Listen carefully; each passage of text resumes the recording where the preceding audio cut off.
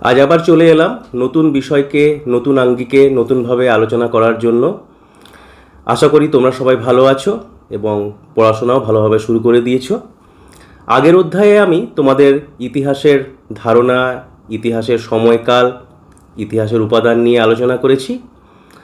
আজকে ষষ্ঠ শ্রেণীর ইতিহাসের দ্বিতীয় অধ্যায় নিয়ে আমরা আলোচনা করব। এই অধ্যায়টি হলো ভারতীয় উপমহাদেশের আদিম মানুষ। অধ্যায়ে প্রথমেই আমাদের আলোচনা করা আছে মানব প্রজাতির বিবর্তন বিষয়টিকে। মানব এবং মানব জাতির কার্যাবলী নিয়ে ইতিহাস, তাই মানব জাতির বিবর্তন যদি না জানা হয় তাহলে ইতিহাসের আলোচনা কিছুটা অসম্পূর্ণ থেকে যায়। স্বাভাবিকভাবেই কিভাবে নর বানর থেকে আমরা আধুনিক মানুষে পরিণত হলাম, এই বিবর্তনের ইতিহাসটুকু জানা খুবই দরকার। বিভিন্ন ঐতিহাসিক, নৃবিজ্ঞানী, প্রত্নতাত্ত্বিক তারা বিভিন্ন প্রজাতিকে আমাদের পূর্বসূরি বা পূর্বপুরুষ হিসেবে তুলে ধরেছেন। ঐতিহাসিকদের মতে ইজিপ্টোপিথেকাস, ডায়োপিথেকাস, রামাপিথেকাস, অস্ট্রালোপিথেকাস প্রভৃতি বিভিন্ন প্রজাতির কথা তারা বলেছেন। তোমাদের পাঠ্যপুস্তকে Australopithecus, Homo habilis, Homo erectus এবং আধুনিক মানুষ হোমো সেপিয়ান্সের কথা বলা আছে। কিন্তু তার আগে এই যে নতুন কিছুগুলো টার্ম আমি বললাম, যে ইজিপ্টোপিথেকাস, ডায়োপিথেকাস, রামাপিথেকাস, এগুলো কি একটু জেনে নেওয়া দরকার। ইজিপ্টোপিথেকাস একদম আদিম একটি প্রজাতি। মিশরে এই প্রজাতি পাওয়া গেছে এবং আজ থেকে প্রায় 3 কোটি বছর আগে এই প্রজাতির আবির্ভাব হয়েছিল। ডায়োপিথেকাস আফ্রিকা, দক্ষিণ এশিয়া, ইউরোপ এবং উত্তর পূর্ব ভারতে এই প্রজাতির জীবাশ্ম পাওয়া গেছে। প্রায় 2 কোটি বছর আগে এই প্রজাতির উদ্ভব। এই প্রজাতির দুটো শাখা, একটা হলো গরিলা, শিম্পাঞ্জি, ওরাংওটাং, এদেরকে নিয়ে এপ নামক একটি শাখা, আর একটা হচ্ছে মানব শাখা। নেক্সট হচ্ছে রামাপিথেকাস। রামাপিথেকাস ভারতের হিমালয়ের শিবালিক পার্বত্য অঞ্চলে এদের জীবাশ্ম পাওয়া যায়। প্রায় 1,40,00,000 বছর আগে এই প্রজাতির উদ্ভব হয়েছে। এরপরেই চলে আসছি আমরা, আমাদের পাঠ্যপুস্তকেও এর আলোচনা রয়েছে অস্ট্রালোপিথেকাস। আবির্ভাব প্রায় 40 থেকে 30 লক্ষ বছর আগে। আফ্রিকার ইথিওপিয়া নামক স্থানে এই প্রজাতির জীবাশ্ম পাওয়া যায় এবং ঐতিহাসিকরা একটি পূর্ণাঙ্গ শিশুকন্যার জীবাশ্ম পেয়েছিলেন এবং তার নাম দিয়েছে লুসি। এরপরে আসে হোমো হাবিলিস। হোমো হাবিলিস কথার অর্থ হলো দক্ষ মানুষ। কেন দক্ষ? না, এরা শিকার, অস্ত্রচালনা, পশুপালন সমস্ত কিছুতেই তারা দক্ষ ছিল। আনুমানিক 26 লক্ষ থেকে 17 লক্ষ বছর আগে পর্যন্ত এদের অস্তিত্ব। নেক্সট প্রজাতিটা হচ্ছে বিবর্তনের ধারাতে নেক্সট প্রজাতি হোমো ইরেক্টাস। হোমো ইরেক্টাসের অর্থ হলো দণ্ডায়মান মানুষ। এই অর্থ থেকেই বোঝা যায় যে এই ধরনের প্রজাতি দুপায়ে ভর দিয়ে সোজা হয়ে দাঁড়াতে পারত। ডাচ গবেষক ইউজিন ডুবএস 1890-92 খ্রিস্টাব্দে ইন্দোনেশিয়ার জাভাতে এই প্রজাতির জীবাশ্ম আবিষ্কার করেন। আনুমানিক 20 লক্ষ থেকে 3.5 লক্ষ বছর আগে পর্যন্ত এদের অস্তিত্ব। এবং শেষোক্ত যেটা আমরা সবাই জানি, আধুনিক মানুষ হোমো সেপিয়ান্স। হোমো ইরেক্টাস নামক যে প্রজাতি, সেটা পরবর্তীকালে বিবর্তনের মধ্যে দিয়ে হোমো সেপিয়ান্সের উদ্ভব। হোমো সেপিয়ান্স মানে হচ্ছে বুদ্ধিমান মানুষ। প্রায় 2,30,00,000 বছর আগে এই প্রজাতির উদ্ভব। জার্মানির ডুসেলডর্ফ শহরের নিকটবর্তী নিয়েন্ডার উপত্যকায় এদের জীবাশ্ম পাওয়া গিয়েছিল এবং সেজন্য এই প্রজাতিকে বলা হয় নিয়েন্ডারথাল মানব।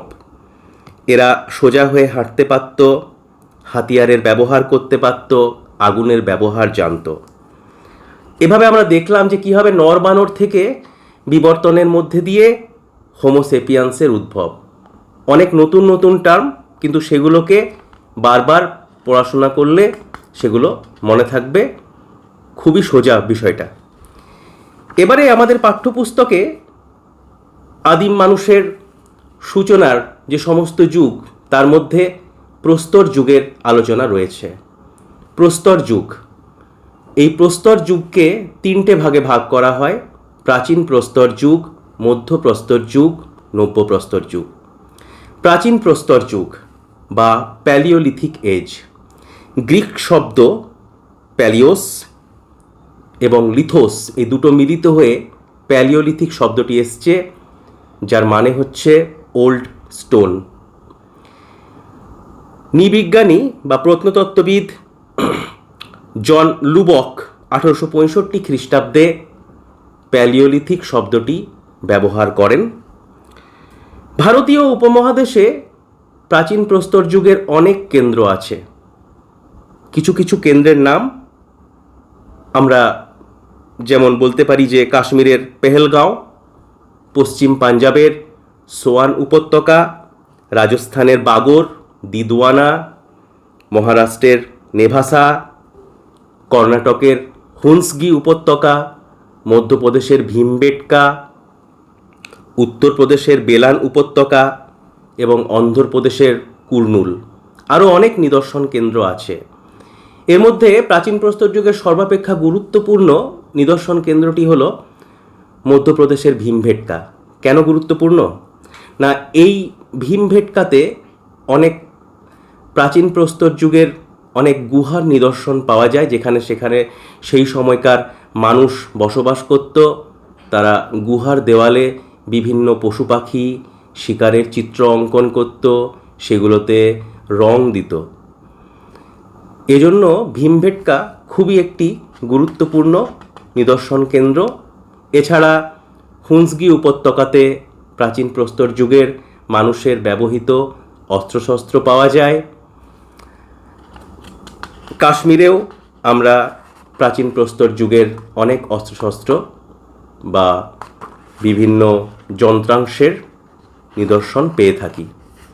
প্রাচীন প্রস্তর যুগের মানুষের জীবনযাত্রার বৈশিষ্ট্য, এটা বলতে গেলে প্রথমে আমাদেরকে বলতে হবে যে মানুষ ছিল খাদ্য সংগ্রাহক। পশু পাখি শিকার করা, ফলমূল সংগ্রহ, এটাই ছিল তাদের জীবিকা। যাযাবরের মতো এক জায়গা থেকে আরেক জায়গা ঘুরে বেড়াতো, কোনো স্থায়ী বাসস্থান ছিল না। খোলা আকাশের নিচে, পাহাড়ের গুহায় তারা বসবাস করত। পশুর চামড়া, গাছের ছাল পরিধান করত।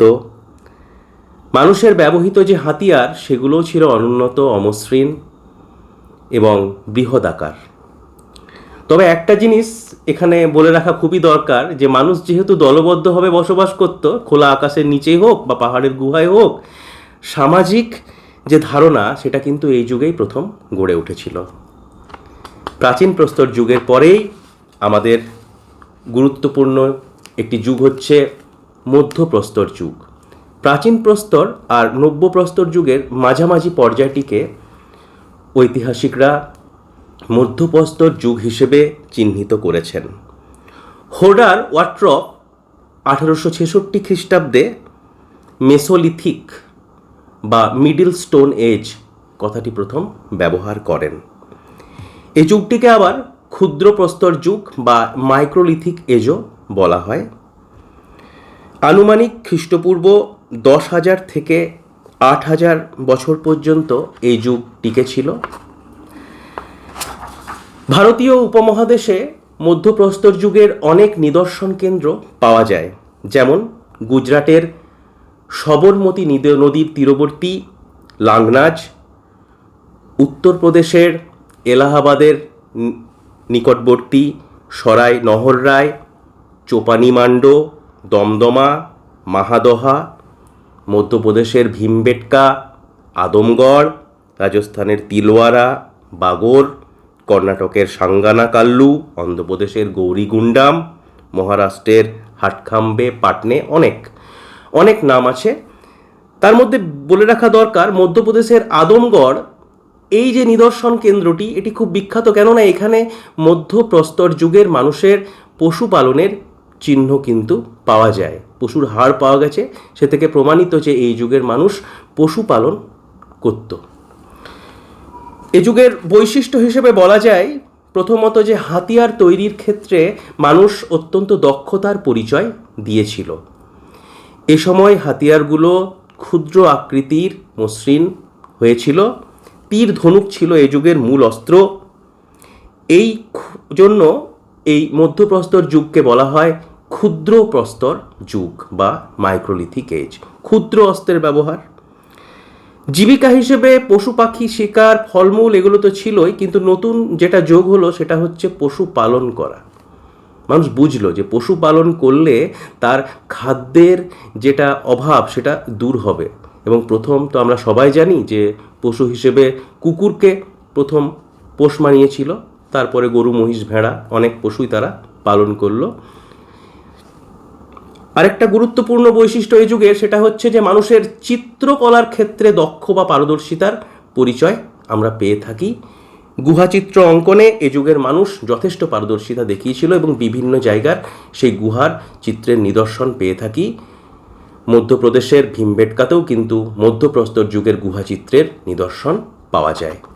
শেষোক্ত যে যুগ, যেটার আলোচনা না করলে হয়তো প্রস্তর যুগের আলোচনায় বিফল, সেটা হচ্ছে নব্যপ্রস্তর যুগ বা নিওলিথিক এজ। আনুমানিক খ্রিস্টপূর্ব ৮,০০০ অব্দ থেকে খ্রিস্টপূর্ব ৪,০০০ অব্দ পর্যন্ত এই যুগের অস্তিত্ব। তবে ভারতবর্ষে এই যুগের সূচনা হয়েছিল প্রায় খ্রিস্টপূর্ব ৬,০০০ বছর আগে। এবং ভারতের গ্রামীণ সভ্যতা, মেহেরগড় সভ্যতা, এটা কিন্তু নব্যপ্রস্তর যুগের অন্যতম একটি উদাহরণ।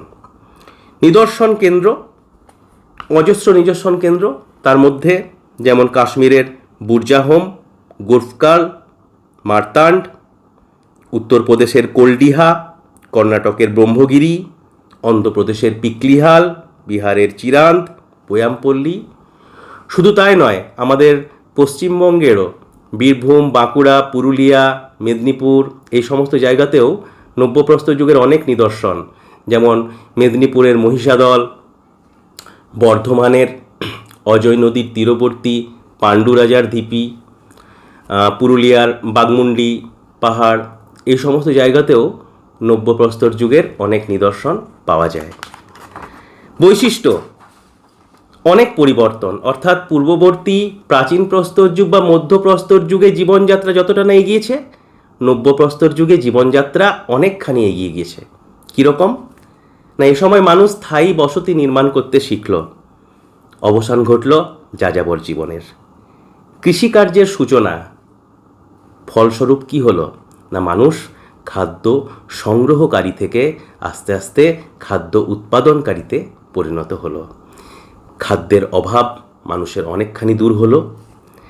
পশুপালন, মধ্যপ্রস্তর যুগে পশুপালনের সূচনা হয়েছে, কিন্তু পশুপালনের ব্যাপকতা নব্যপ্রস্তর যুগে বেশি মাত্রায় দেখা যায়। মানুষ পরিবহনের কাজে, কৃষিকাজে পশুকে ব্যবহার করতে শিখল, ব্যাপক হারে পশুপালন দেখা গেল। আগুনের ব্যবহার করতে শিখল, আগুন মানুষকে বিভিন্নভাবে খাদ্যাভ্যাসের ক্ষেত্রে পরিবর্তন আনলো, মানুষকে নিরাপত্তা প্রদান করলো। হাতিয়ারের মান অত্যন্ত উন্নত হলো, মসৃণ হলো, সেগুলোতে হাতল লাগানো থেকে শুরু করে বিভিন্নভাবে সেগুলোর উন্নতিকরণ স্পষ্টত পরিলক্ষিত। শিল্পের অগ্রগতি, এ সময় বয়ন শিল্প, মৃৎশিল্পের যথেষ্ট অগ্রগতি দেখা যায়। আর বিশেষ করে কুমোরের চাকা আবিষ্কার হওয়ার ফলে মৃৎশিল্পে একটা বিপ্লব চলে আসে। এ যুগে মৃতদেহ সৎকারের রীতির প্রচলন হলো। শ্রম বিভাজনের সূত্রপাত, অর্থাৎ নারী পুরুষ এদের কাজের মধ্যে একটা ভাগ হয়ে গেল। দৈহিক শ্রমসাধ্য কাজগুলো কিন্তু করলো পুরুষরা, পশু শিকার, গৃহ নির্মাণ, আর নারীরা গৃহস্থালির বিভিন্ন কাজ, সন্তান পালন, এগুলোতে নিজেদেরকে নিযুক্ত রাখলো। আর লাস্ট হচ্ছে ভাষার বিকাশ, ভাবের আদান প্রদান থেকে ধীরে ধীরে ভাষার বিকাশ, যেটা একটা বিরাট পরিবর্তন। এভাবে প্রাচীন প্রস্তর যুগ এবং মধ্যপ্রস্তর যুগের তুলনায় নব্যপ্রস্তর যুগের এই যে একটা বিরাট পরিবর্তন, বিভিন্নভাবে সভ্যতার এই যে পরিবর্তন, এই পরিবর্তনকে ঐতিহাসিক গর্ডন চাইল্ড চিহ্নিত করেছেন নিওলিথিক রেভলিউশন বা নব্যপ্রস্তর যুগীয় বিপ্লব রূপে। বাস্তবিক অর্থেই এটা বিপ্লবের থেকে কোনো অংশে কম নয়। আমাদের পাঠ্যপুস্তকের শেষোক্ত যে বিষয়টি অত্যন্ত গুরুত্বপূর্ণ, সেটা হচ্ছে সভ্যতা ও সংস্কৃতি। এগুলো কি, এগুলো একটু জানা দরকার। প্রথমতই আমরা চলে আসি সভ্যতা। সভ্যতা হচ্ছে একটা বিশাল জিনিস। মানব গোষ্ঠীর সামাজিক, রাজনৈতিক, অর্থনৈতিক, সাংস্কৃতিক এই সমস্ত কর্মকাণ্ডের মিলিত রূপ হচ্ছে সভ্যতা। অর্থাৎ একটা মানব জাতির বাহ্যিক দিকই হচ্ছে সভ্যতা। তাহলে কোশ্চেন চলে আসে, সংস্কৃতি কি? না, সভ্যতারই একটা অংশ হচ্ছে সংস্কৃতি। সংস্কৃতি হলো মানুষের জীবনযাপন, মূল্যবোধ, বিশ্বাস, ভাষা পদ্ধতি, আচার আচরণ, সাহিত্য, শিল্প, ধর্ম, সঙ্গীত এই সমস্ত কিছুর মিলিত রূপ। এখন এই সভ্যতা এবং সংস্কৃতি কি পৃথক? না, এ দুটো একে অপরের উপরে নির্ভরশীল। একটা সভ্যতা একটা সংস্কৃতি ছাড়া কখনোই গড়ে উঠতে পারে না।